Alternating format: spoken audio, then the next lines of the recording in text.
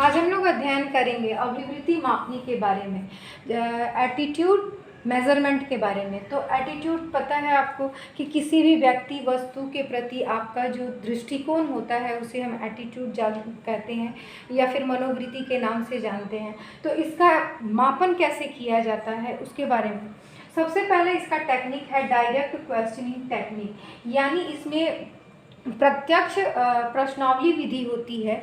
और इसमें क्या करते हैं, किसी भी व्यक्ति, पर्सन, थिंग, कोई भी पर्सन है, थिंग है या कोई वैल्यू है, पर्सन, थिंग और वैल्यू के प्रति व्यक्ति से डायरेक्ट क्वेश्चंस करके उसका एटीट्यूड जाना जाता है। अर्थात किसी व्यक्ति के बारे में वो क्या सोचता है, कोई उसकी फ्रेंड है या कोई उसका टीचर है, उसके प्रति उसका क्या एटीट्यूड है। वो कोई थिंग, किसी वस्तु के प्रति, किसी पेन से उसका बहुत ज़्यादा लगाव होगा या किसी भी वस्तु के प्रति जो उसको बहुत ज़्यादा प्रिय होगा, या किस तरह का लगाव है किसी वस्तु के प्रति, या वैल्यू, कोई भी वैल्यू जो नैतिक मूल्य होते हैं, वैल्यू होते हैं, उसके प्रति उसका क्या विचार है, इसके बारे में जानने के लिए कुछ क्वेश्चन आयर दिया जाता है। और उस क्वेश्चन आयर का जब वो जवाब देता है तो उसके आधार पर हम उसके एटीट्यूड को जानते हैं। तो इसको हम बोलते हैं डायरेक्ट क्वेश्चनिंग टेक्निक।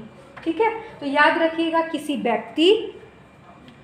व्यक्ति, वस्तु, घटना, विचार या मूल्य आदि के बारे में प्रत्यक्ष प्रश्न पूछकर उसकी अभिवृत्ति ज्ञात की जाती है, तो इसे हम कहते हैं डायरेक्ट क्वेश्चनिंग टेक्निक। दूसरा होता है direct observation of behaviour. Observation आप जानते हो, ऑब्जर्वेशन मतलब होता है अवलोकन करना, और बिहेवियर मतलब व्यवहार का अवलोकन करके उसकी मनोवृत्ति के बारे में पता लगाना।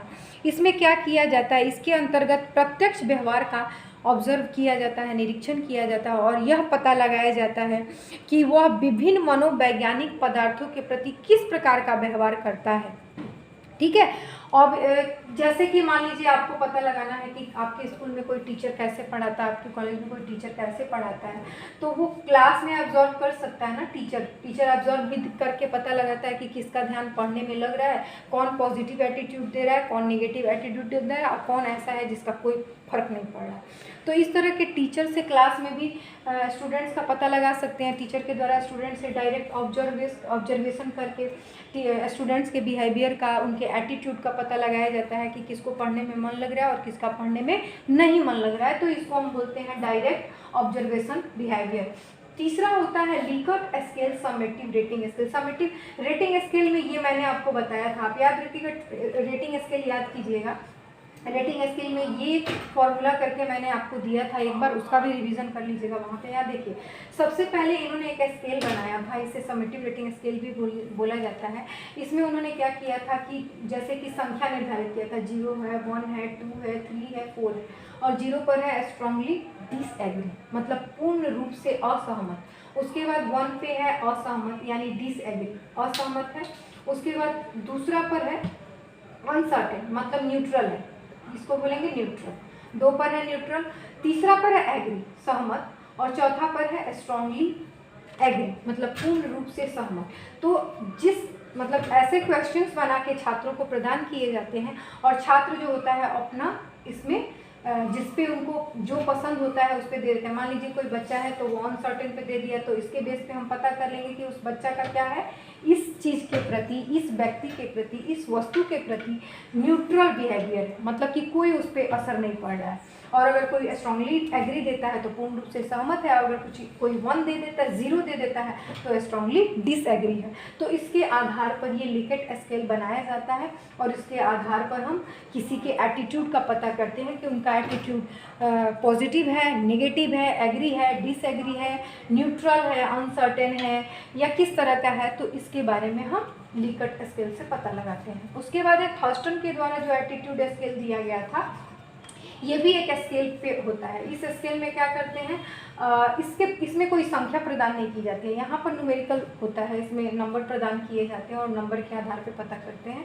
इसमें जो होता है स्केल में डायरेक्ट जो होता है, यहाँ पाइल 1 होता है और यहाँ पाइल 11 होता है, मतलब पाइल 1 से लेकर पाइल 11 तक बना होता है स्केल, और पाइल 1 पे होता है मोस्ट फेवरेबल, और बीच में और सारी संख्याएं होती हैं, और पाइल 11 पर जो होता है मोस्ट अनफेवरेबल, मतलब ये अनुकूल वाला होता है, ये प्रतिकूल वाला होता है, और बीच में आपका हो जाएगा तटस्थ भी आ जाएगा, और बीच में कम उदासीन कम फेवरेबल आ जाएगा। तो इस तरह से करके बनाते हैं, और इसमें बच्चे टिक करते हैं, और जिस पे टिक करते हैं उससे उनके एटीट्यूड का हम पता लगाते हैं कि उनका एटीट्यूड किसी व्यक्ति, वस्तु या विचार, वैल्यू के प्रति क्या है। तो ये थर्स्टन एटीट्यूड स्केल है। उसके बाद ओपिनियन सर्वे। ओपिनियन सर्वे जो होता है क्लोज इंडेड क्वेश्चंस होते हैं, क्लोज इंडेड क्वेश्चंस आयर होते हैं इसमें, और उस क्वेश्चन आयर के बेस पे हम बच्चों का एटीट्यूड है या फिर जो उनका नेगेटिव है, पॉजिटिव है या न्यूट्रल है, इस तरह का एटीट्यूड हम होते याद रखिएगा। इसमें क्लोज इंडेड जो क्वेश्चंस होते हैं, क्वेश्चंस जो होते हैं वो क्लोज इंडेड फॉर्म में होते हैं ओपिनियन सर्वे में। उसके बाद क्रिटिकल इंसिडेंट टेक्निक, मतलब किसी भी इंसिडेंट के प्रति उसका एटीट्यूड क्या है। कोई भी इंसिडेंट होता है, जैसे कि मान लीजिए किसी को डोमिनोज का पिज़्ज़ा बहुत पसंद है, तो वो एक डोमिनोज के पिज़्ज़ा को बहुत ज़्यादा पसंद करता है, तो एक वो इंसिडेंट है जिसके प्रति उसका बहुत ज़्यादा लगाव है। इसी तरह कोई एक्सीडेंट हो जाता है रास्ते में, तो कोई आदमी होता है, तो एक्सीडेंट होता है तो दौड़ के जाके उसकी हेल्प करता है, तो उसका एटीट्यूड हेल्पिंग नेचर का होता है। कोई होता है डर जाता है और कोई वहाँ से भाग जाता है। तो इस तरह से ये